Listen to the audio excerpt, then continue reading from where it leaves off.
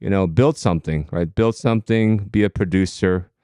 And, as you trust in God, ask Him to utilize your gifts, right? To really, and that's one reason why I chose the name Cornerstone, because I wanted to encourage people to actually get their hands dirty and build something that's going to last, right? And so I think this, it all ties together. Mm. It is more blessed to give, the Bible says, than to receive. Okay, nothing wrong with receiving. Obviously, we receive grace from God every single minute we live, but I think God wants us to also understand that as we receive grace, we're to be givers. Okay, and know that it's a great blessing. It's a greater blessing to give than to be perpetually receiving from others. Welcome to our Living Stones podcast, where we gather to discuss all matters of faith and life as members of God's household. In a world that often leaves us feeling fragmented and disconnected, our hope is that Living Stones will help to further connect us as we pursue the Lord together. I'm your host, Siyoung, here once again with Pastor Paul and brothers David Rhee and Johnson for part 2 of our series on how to get plugged into community. If you missed our first episode, we laid the foundation by discussing the biblical importance of church community and its role in the life of a believer. In today's episode, we'll talk about some of the struggles people face when trying to get plugged into community, particularly here at Cornerstone, and how we can foster a healthy, engaging community. Welcome once again, brothers. Thank you. Good to be back. Oh, what's good? Yeah, so, kind of getting straight to the point for today's episode, we kind of want to tackle common struggles that people face when trying to get plugged into a community. And so my first question is to David. As we said in the previous episode, that he is our welcoming ministry leader, also one of our deacons. And so, David, having been someone that has connected many to our church over the years, you've probably seen a lot of people who struggle with getting plugged in. And so what are some of the most common barriers people face when trying to connect with others in the church or trying to get plugged into the community? Yeah, I feel like this is a very dense question. I feel like there's a lot that we can draw out of this, but I'll kind of share my process of thought and then list some of the barriers. So for me, when I think about connections, right? When you think about connections with like your closest friends and family, those relationships hold a lot of emotional weight and significance, right? A lot of our closest relationships tend to have, history. There's a deep sense of familiarity and mutual belonging and comfort. And many of these relationships were also forged through like natural means, whether that's, college or through mutual friends. And so when you consider these aspects of connecting, and then you have to think about starting from scratch, it's easy to see why trying to make new or even deeper connections can seem so daunting, right? It's the level of commitment and time it requires, the aspect of vulnerability and risk-taking, the mutual effort that it requires from both sides. And again, it's not always mutual. So given that's the case, some of the common barriers that I see from this are people tend to be more selective, right? Whether you're a newcomer or a long-time member, although I would say this is probably more from members, but we have a tendency to gravitate towards our own preferences and comforts. And while I don't think being selective is necessarily always a bad thing, if there's a rigidity about it that it can start to interfere with our ability to give others a chance. I also think a lack of initiative is a big one. It may be, in my opinion, it may be one of the biggest ones in our community. I just find that people really don't want to take that first or second step to engage someone. It's a very uncomfortable thing to do. With newcomers, it makes sense. They don't know anyone here, so there's some extra hurdles there. But even from members to other members, there's this block that I feel like people run into because the norms and relationship dynamics are already established. So it's almost just awkward to try to connect with people you do know, right? In a strange way. It's like we always hang out as a group, but it's different when you have to do one on one. Or we always play sports, but the idea of Bible study or CG, that's kind of out of our norm. And so I think these are some of the things that I tend to see that really hold people back from just engaging and being comfortable with it. Mm. So with sort of like the reasons, the barriers that you listed, do you have any sort of I don't know, advice or something, that you've seen or perhaps an insight that can help people overcome some of the barriers that you mentioned of just, staying within your comfort places and whatnot? Yeah, I would say it, and I think this kind of started for me because, uh, and maybe it's a little different, but again, growing up in the church, um, you when you have such a small church, it's kind of your responsibility to take care of people who are coming in, right? Naturally so. I mean, when you grow up in kind of a family church, that church almost kind of becomes your second home. And so when that's the case, you do start to kind of care about the people coming in and making sure, were they blessed during their visit? Did they were they reached out to, right? A lot of these questions start to come in. And so for me, I think what really helped was to um, personally was to grow in my empathy, right? If people are reaching out to you and we see that as someone taking a risk, then my thought always is to double up on it, right? Bless them with more than they ask for. Follow up on another meal, if you can. I think many of us are also kind of settled in, right? We've been in this church for a long time, and we often forget what it felt like to be at the other end, right? Seeking community and really unable to build that foundation. So I think empathy is one. This is another thing that I shared. I think this was in episode 1. Was again just taking those extra steps to have more personal engagements, right? Asking the deeper questions, following up on things people shared, inviting people out. I think these are just practical steps where you are going to just have to, put yourself out there. And there's a quote from Tim Keller that I know, like I keep dear to my heart, but he said, humility is not about thinking less of yourself, but thinking about yourself less.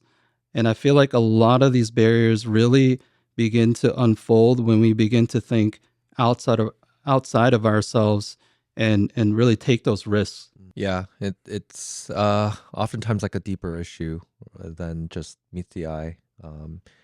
I mean, we're all sort of struggling with our fleshly desire for comfort and security and not wanting to break certain dynamics. But I think, I think Christ compels us in almost to get out of our comfort zones to love others and to extend grace, right? At least the basic sense of it, and to connect with others in that sense. And so it is a challenge. I think it's a battle for many of our members. Even for myself, to be honest, we really do have to put yourself out there and have a sense of ownership for the church to say, hey, I want to make sure that people do feel welcomed and connected when they step into our sanctuary, that no one leaves, right? Just untalked to or anything like that. It takes a lot of intentionality. So I guess on the flip side, right, John being the newcomer, so from your perspective as a newer member, what challenges did you face when trying to build connections, or what did you find difficult or intimidating about getting involved? Oh yeah, I'm just gonna kick the elephant in the room.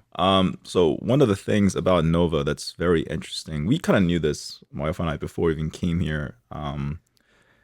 What's interesting about everything that Dave just said is that, and I'll just speak for myself. I have no problem being blunt with people, being vulnerable. My philosophy has usually been, I'll trust you until you give me a reason not to trust you. In other words, I don't mind being an open book. With that being said, I've always been of the belief that it's easier to connect with people through common struggle. And this is applicable whether you're in a specific life stage, or you've served in the military, or you have similar jobs, or what I mean. If you kind of are in the trenches with someone else, it's that much easier to be vulnerable and to open up. With that being said, this might be the hardest place in the country in terms of not having problems. Like, if you're talking about comfort, if we're talking about stability, if we're talking about people not wanting to be vulnerable. Again, I'm not trying to like go off of any official facts or stats, but it's a tough nut to crack. And our biggest fear, even after we attended, I think, service a few times, was this. It's that we're used to transient churches and communities. In other words, that is the common struggle. Almost everybody is on the move, so it's easy to want to connect with people because we're all kind of in the same struggle boat, if you will. We're now competing in an environment where people have gone to middle school together. They've grown up together. They've gone to each other's birthday parties. Their kids go to their birthday parties. They've served for 13 plus years. Who is going to allow us newcomers, outsiders, into their sort of fortified communities, friendships, social circles? That was a daunting reality for us. And I'm not going to lie, I was genuinely concerned that it's not that God can't do miracles, but I was genuinely curious. I was like, how are you going to pull this one off? You know what I mean? Like, are we only going to be friends with people who don't have friends? Because then it's kind of like, anyway. So when we first started attending, we didn't really expect people to just open up their borders, if you will, and just be like, hey, why don't you join our, that's unrealistic. But I think to Dave's point earlier, at least in the previous podcast, the significance of not just a welcoming team, but people actually bothering to care genuinely. It doesn't have to be the grandest of all gestures, but something as simple as just asking a question about, I'll give an example, right? So Wooj, I didn't know he was, an elder at the time, but every week he would always make it a point to say, hey, like, how you been? I saw you last week. Casey was another one. Keith, I didn't even see him during service. He was serving in children's ministry, but every time I walked by him, he would acknowledge that my kids are in his class. So all these little tiny things to show that they're not just faking the funk, that for a moment they are deliberately caring. That left a huge impression on us. And then I think by the grace of God, when opportunities came for people to open up to us a bit more, we were gracious enough, or which we were, I guess, the grateful recipients of those opportunities. And, people invited us out. CG definitely helped a lot. So I guess the point that I'm making is that, thanks to, I guess, the collective effort of the church, not just one single individual or family, it allowed us to really want to not just be part of the community, but want to also pay it forward. But that was not an overnight process. That was like a 4-year drip, if you will. Yeah, and I think that is a good point that you make, because there's a responsibility on the church's end, right? But also it's a two-way street, that the church and the newcomer dynamic. And I think one thing that you guys had at least going for you guys is the persistence of coming out continually, even though perhaps, in the beginning you didn't feel as welcomed. I think oftentimes there's a point where people are like, okay, I attended a few times and I think like I haven't really felt what I think I should be feeling. And so they sort of prematurely, maybe at times, leave. and don't get to experience perhaps what you experienced, John, you and Miri. We But tried leaving. I want to know the truth. I mean, I remember that because I know I had your daughter in children's ministry, Yeah. and Wait, when was Wait, this? kidnapped your daughter? no. So again, I'll keep this part short. For reasons appropriate for another podcast, we were like, all right, let's see if there's other churches out there that we might get plugged into, or at least try out. So we did, and it was actually our daughter that was the biggest influence in us, I guess you could say, making Cornerstone our permanent home, because and it's because of the teachers. It wasn't even because of the other kids. She specifically would say that she misses the teachers. And to her, it felt like home. To us, we're trying to be a little bit more tactical about our decision making. But for her, that's where her comfort was. So yeah, props to you, to Erica, to Keith. My kids can be annoying, you know what I mean? So I don't know how you dealt with it, number one, but the fact that you gave her love, I that thought she was so sweet. She's so affectionate. I really. yeah, to a fault, you know what I mean? So, but anyway, yeah, that was the reason why sort of we sort of took it as God's sort of flag to say, hey, this is a priority. You might want to give it another shot. You know what I mean? So yeah, so I say all that to say it's not a single ministry. It's not a single person. Yeah, he used sort of the entire spectrum, if you will. Yeah, no, that's really good, and I am glad you guys came back, and you guys are here to stay now. So we're very thankful for that. Yeah, I don't want to diminish the struggles of newcomers trying to get plugged into a new community, but I think they do have one advantage over those who have been living together for many years, since grade school or middle school or whatever, right? And so I think you can also testify to this, Pastor Siyoung, but you're kind of homegrown in the church, right? And so your relational dynamics with certain people are, in a sense, fixed. Like, I mean, I guess things can change over time, but it's really hard to change. Like those who were college buddies, right, at VTech, for instance, and their entire relationship was built around, let's say, basketball. It's hard for them to go deeper than that, right? It really takes a lot of effort, maybe even supernatural miracle, for them to break through and to actually become Christian brothers who talk about spiritual things, right? And so I think when you have a history, that's the disadvantage. And so if you're new, though, there's a lot of potential, and you can actually set the relational dynamic and make it a more deeper experience for both parties. So that's one thing I've observed over the years. Yeah. No, that is a tough part. I mean, I've gone to college with a lot of our members, and I think I shared this before, but when I became ordained and became basically pastor over them, it's like, not that they don't take me seriously or anything like that, but it's just there's always that like small tension. It's like, oh, I've seen you when you were not so great Christian, or like at your lowest moments, and I think there's always that like set sort of pattern of relational dynamics, and it is kind of hard to break. And I say sometimes it's almost easier if I came in as a newer guy, just like a fresh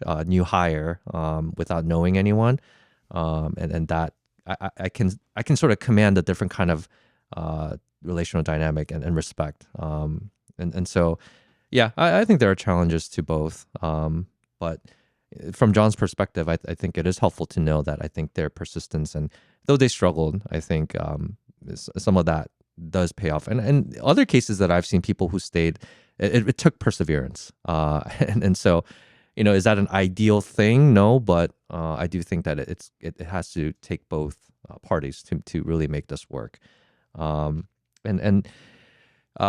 think one of the bigger issues we also run into nowadays, it's not a recent phenomenon, but our culture is largely consumeristic, right? And we've mentioned it on this podcast before, but everything is sort of up to our preferences, our choices, you go to Chipotle, you go to Meze, you go to Kava. I'm going to build what I want to build. No one's going to tell me what I should eat, right? And so, even down to the food, we have our select preferences, and we're very particular, and that carries over sometimes even into the way we view church. We view church as a consumer, and so I kind of want to ask Pastor Paul this question as we sort of pivot to this particular mindset and struggle that people have in our culture. How do you think that the mindset of consumerism affects the way people engage with church community? And what's the danger of viewing church in a consumer way? I like Chipotle.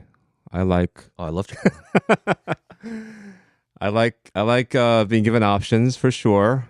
But yeah, like you said, there is a great danger if that mindset bleeds into every aspect of life, especially your Christian life and how you relate to church. Okay, when we talk about consumerism or being a consumer, I mean that if you think about it carefully, it's really a childish mindset, right? Because what's the opposite of being a consumer? It's being a producer, right? It's being responsible, right? It's taking risks and actually offering something that's worthwhile for people to enjoy. If you're not that, you're just consuming, right? You're living in your parents' basement, for instance, and you're mooching off what they provide for you. That is a very childish mindset, and it's something that I talked about a lot early on with our ministry leaders, because essentially that's what we were at the time. We were children in our thinking. And so for us to grow and mature, we had to adopt a more producer mentality, like take some risks, pay the bills, right? Clean after ourselves, not just mooch off of the KM and what they provide for us. And so you have to, I think every person has to go through that transition, or else you'll become what the sociologists say. You become adolescents, right? Kidults. We're supposed to be an adult at some point, but we are just in this perpetual state of being a kid, right? And suffer from Peter Pan syndrome, not wanting to grow up ever because it's fun and it's convenient and I get to do what I want to do. And everyone around me, maybe, you want to have them cater towards you, everything. And so that's never going to lead to maturity. It's going to be damaging for your own personal growth and sanctification.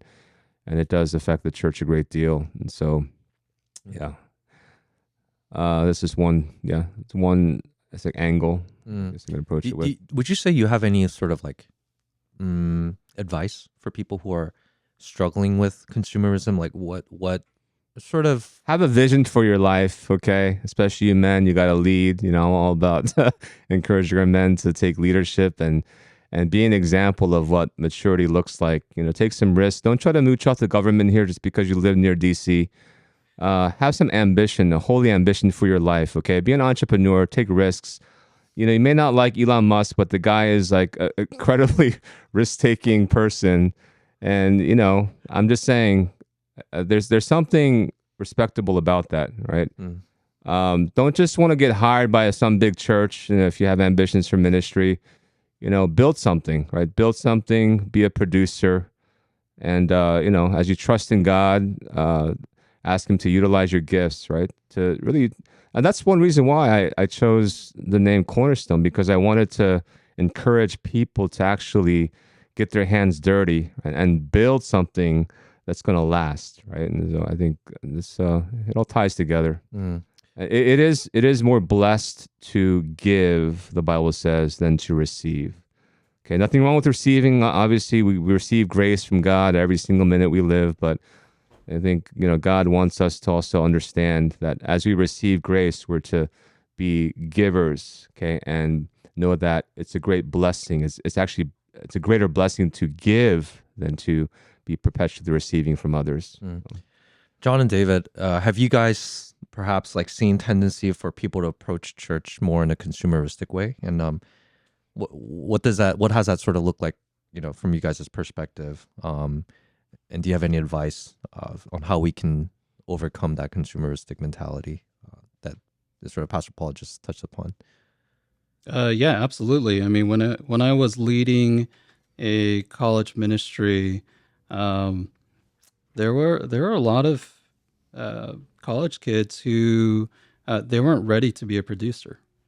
And so they I just found that there are so many blessings and joys that they had already established in the church that they were losing because of their consumer mindset, right? They had a great community.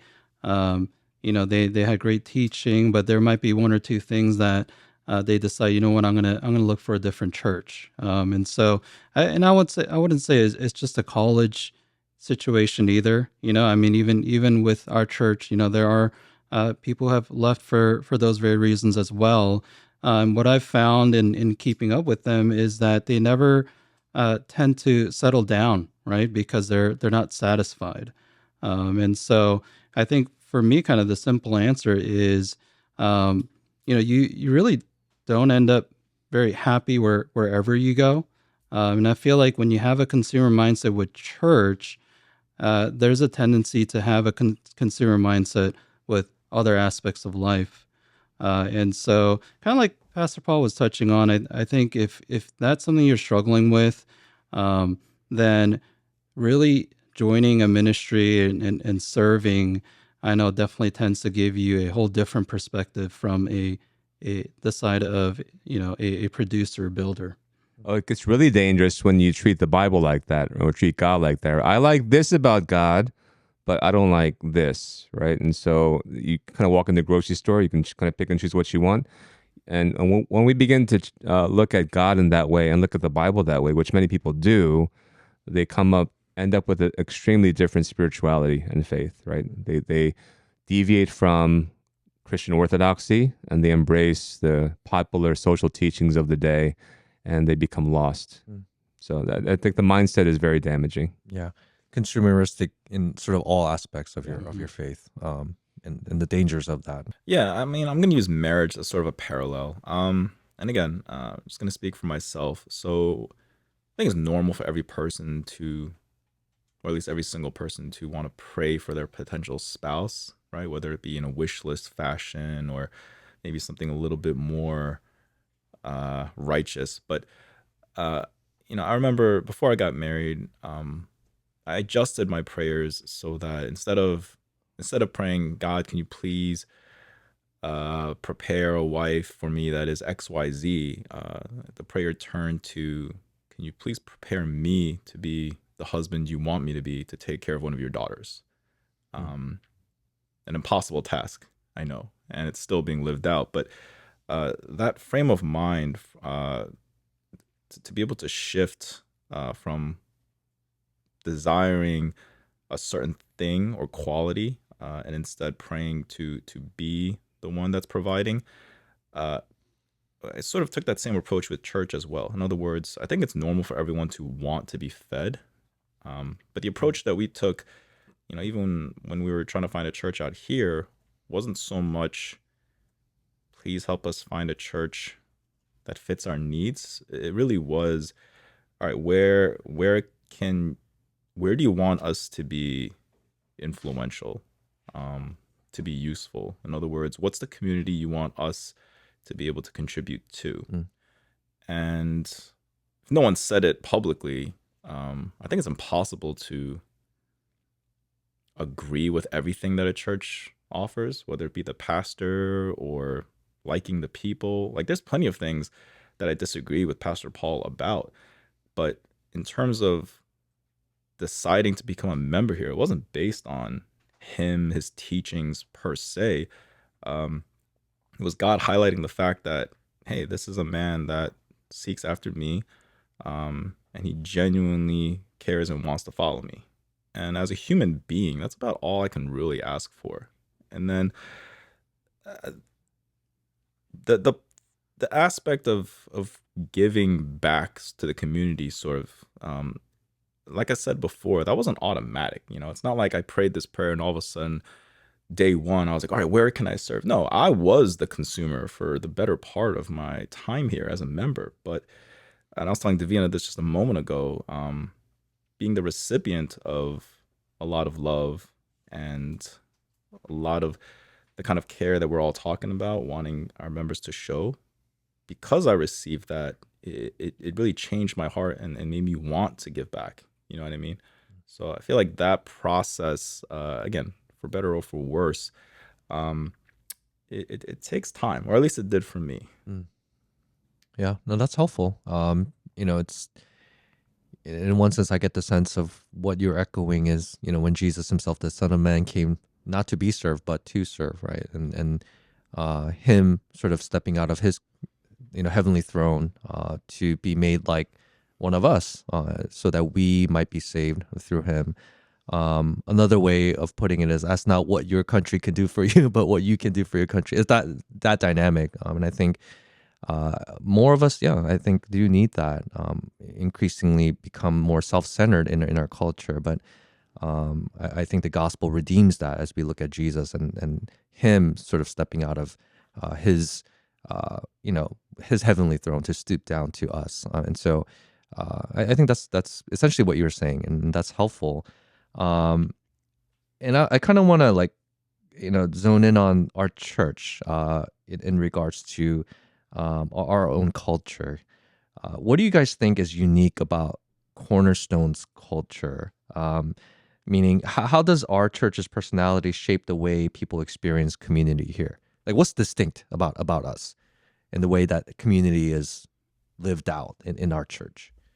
I do think, if I just look at our church, having known our church for like 12 years or so, we do have a lot of introverts, to be honest. And just at the outset, it's not like we're filled with Yeah. Davinas. It frustrates Davina a lot. And I do think that that's the vast sort of, I don't want to say majority, but a good chunk of our makeup. And so I do think maybe the initial contact is difficult. But I do find that once you do get sort of like plugged in, and you get connected with people, people are very willing to just share their lives and open up and hang out or welcome you into like certain I don't know, like I don't want to say circles, but I think you'd be surprised to find people you have common interests with or anything like that. Hard to break through initially because Yeah. of our introverted tendencies. Yeah. But once you get plugged in, I think might be fairly easy to go deeper with Mhm. certain people. I think that's maybe a trait of the introvert. Yeah, exactly like that. It's harder to break, but once you're in, you feel like you're in. I don't mean that in a bad way, but it's I think it's a good thing. We were able to sort of forge deeper relationships once you break through. Yeah, I was gonna say, I think this was kind of John's experience actually, but we don't come off as the most warm and fuzzy, right off the bat. We have a very hard outer shell that you do kind of need a crack, and some of it's introvertedness, some of it is just Sinful. sinful. Some of it is Brokenness, when you see man. who's preaching on the pulpit. Oh, he's intimidating. Yeah, some of it's Pastor Paul. Just blame me for everything. And some of it is really that people have grown up together, right? People have their groups, and people have grown up in the church. They have families now, and they have their busy lives, and so I think it's all the above. I think some of it is just Northern Virginia culture too. I think that's a big part of it. I'm tempted to agree with everything you guys said, but no, I have to disagree. Not. I'm not saying, I disagree in terms of principle or Yeah. anything like that. I feel like that was the genuine fear, but again, for reasons that I guess are above my intellect, I feel like God only, he only revealed the outliers then, because for us, it was the interactions that we're talking about right now that help to build community. He allowed them to happen, and it was always at the right time. Like, I would challenge God. I would say, okay, we're here again for another Sunday. Not that I'm gonna like test you, God, but all right, let's see if somebody stops us before we leave the door. You know what I mean? Like that'll at least mean something. And sure enough, it would always be one or two people, and I'd almost try to sidestep them just to prove a point. But I think what surprised me, if I have to like sort of boil it down, is that I expected people to be shallow, not just in terms of content, but in terms of character. And maybe that's a fault of mine to have that bias coming in. But I noticed that for the most part, at least the people that I interacted with our church, yeah, they may not be used to being an open book right off the bat, but they were very genuine. Like they weren't faking the funk as much as I expected them to, because no one can keep an act that long, you know? Simple case in point. I think we were already friends by this point, but I think one week, I think my wife was traveling.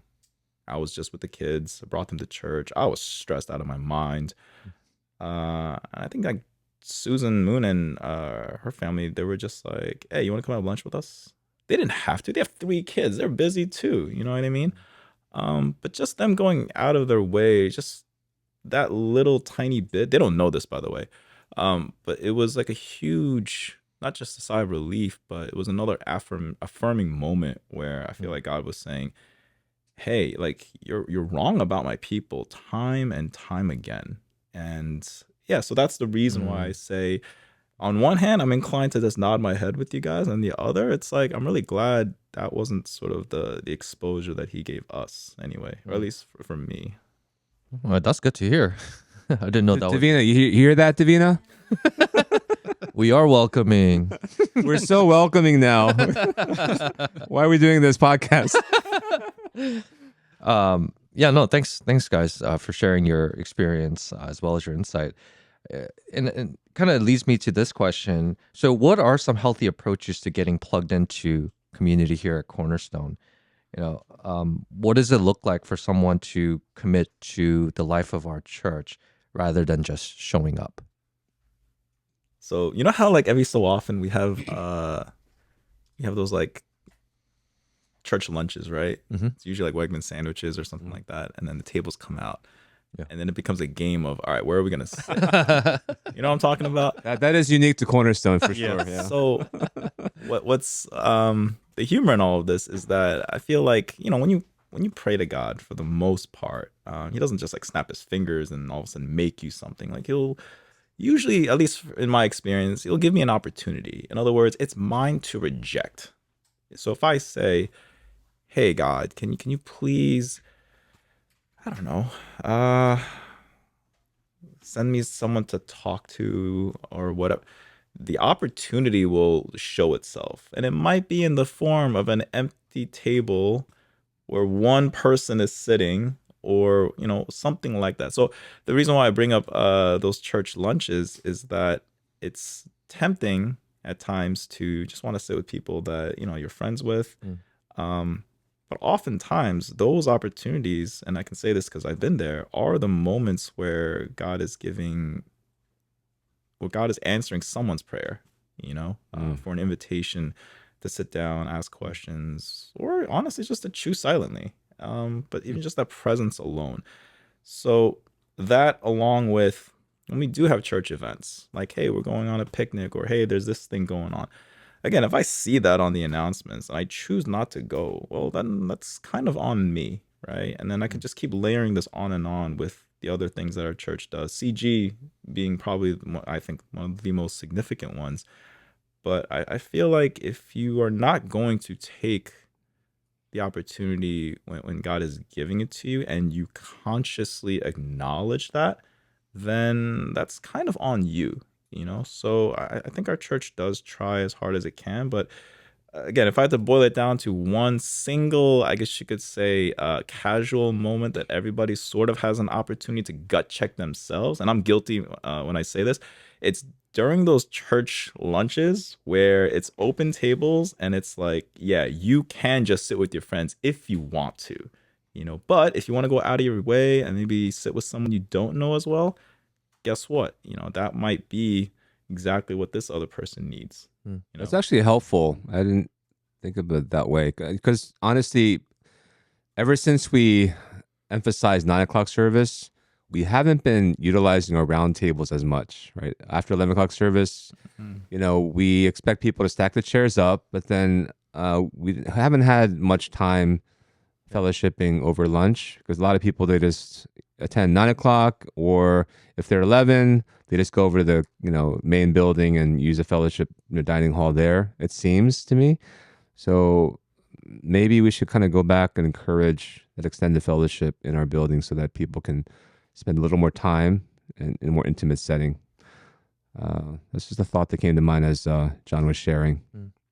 But yeah, I guess what's unique is after service, you're kind of forced to stack the chairs, right? Whether you're new or not, it's an interesting phenomenon. Like, first timer, it's like, okay, looking around, they stack the chairs here, and so you're forced to stack the chairs. And then it becomes a little awkward if after you're done stacking, you're kind of standing around, and if no one approaches you, it becomes very awkward. But that's welcoming team's got to be mindful of that. But that's the time you engage. But then, Kevin DeYoung wrote an article recently, which PJ forwarded to the staff, and so I kind of glanced through it a little earlier before we recorded. Basically, it says he titled it the +1 approach to church. And so, number one, your main priority as a member of the church should be to actively participate in worship, right? Corporate worship, something that we talked about today during the sermon. So corporate worship is priority. And on top of that, it's +1, okay? You want to choose one other way in which you can serve the larger body of Christ, okay? Whether that's serving in the welcoming team. By the way, our welcoming team at 9 o'clock needs to be beefed up, okay? So we're looking for volunteers, preferably extroverts. And so that's just an encouragement. And I think some deacons have expressed some frustration over the fact that we keep on asking for volunteers, but there always seems to be a void. And so I just want to encourage and challenge our members. If you've been a member for a while now and you haven't been serving, you haven't done the +1 thing, you're just kind of, nothing. Of course, I'm glad that your priority is worship, but let me be honest. I think for many of our members, that's not even on top of their list. But it should be priority, like worship, and then I want to encourage very strongly for you to find a place you can serve in, whether it's children's ministry, okay, or welcoming or whatever, okay. I know that we're trying to expand what we do here. I think the outreach ministry has been gradually growing as well. So we have many different ways in which you can serve. I just want to encourage you to consider. Have some ownership over our church. And I think that's good, because as you serve too, you do build like a sense of ownership of Cornerstone. And I think you also, not only that, but you also build like camaraderie with those whom you're serving together with. And I think it just, I think it naturally sort of like knits you like deeper into the community. And so I think that's a really good one. One thing I would just, for perhaps our members and also our welcoming team, one thing that I think is important is learning how to connect people. So typically, like what I do is I'm talking to this person, I'm getting to know them, their career or their sort of like life stage or whatever.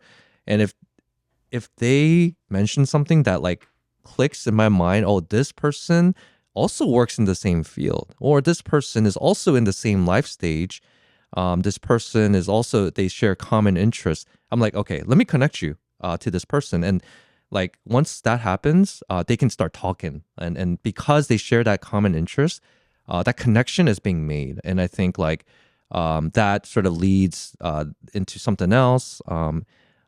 I think this is not for like the newcomer, but this is more for our existing members. I think we need to cultivate this art of connecting, and that does require social skill and just putting yourself out there. But I think that has been very fruitful for me every time I at least meet a newcomer.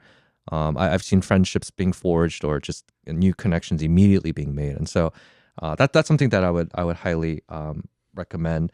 And any other healthy approaches to getting plugged into community here at Cornerstone? I'll just say, I think I agree with everybody. I think when people ask me about how to get plugged in, that's always my advice is, put yourself out there, right? Even if you're new, I know sometimes the expectation is to wait for others to approach you, but I've seen so many people find success in, opening up their homes, even CG, kind of opening up your house for CG to take place. Those are great avenues to get plugged in, to get to know the community. In fact, kind of going back to John, John's making an effort when you find out that he played in the basketball tournament, right? And I was hearing from the other guys last year, and I'm like, wait, which John are we talking about? And they're like, John Sim, and I'm like, dang. And they would mention how they would talk about his defense, and I'm like, hey, I can Stop. I can totally see it. John's zoned in even when he's not playing basketball. So I'm like, I can't imagine when he's on the court. But that's what it is, right? I mean, you're putting yourself out there. You're taking these opportunities, and where you have no excuse. That's Yeah, good. I made an effort to on the basketball court. And look what happened. There are other factors in play here as well. No, yeah, thanks, guys. I think these are very great insights and sort of advice that I think many listeners will benefit from. And I think we can sort of wrap up here as you guys have been able to give some good advice. And so, David, John, and Pastor Paul, want to thank you guys for your encouragements, for your shared experience, and for as well as your wisdom for our listeners today. To all our listeners, we hope that you feel equipped and motivated to perhaps dive deeper into community, and let's keep pressing forward together as we grow as a body of Christ. As we come to the end of this episode of Living Stones, we hope that you've been encouraged and blessed by this episode about community. If you found value in today's episode, we encourage you to share it with others. Remember that you are not alone in this journey. We are members of God's household, united by our shared faith in the Lord and the desire to grow together. So until next time, may God's grace and peace be with you all. Thank you for being a part of Living Stones.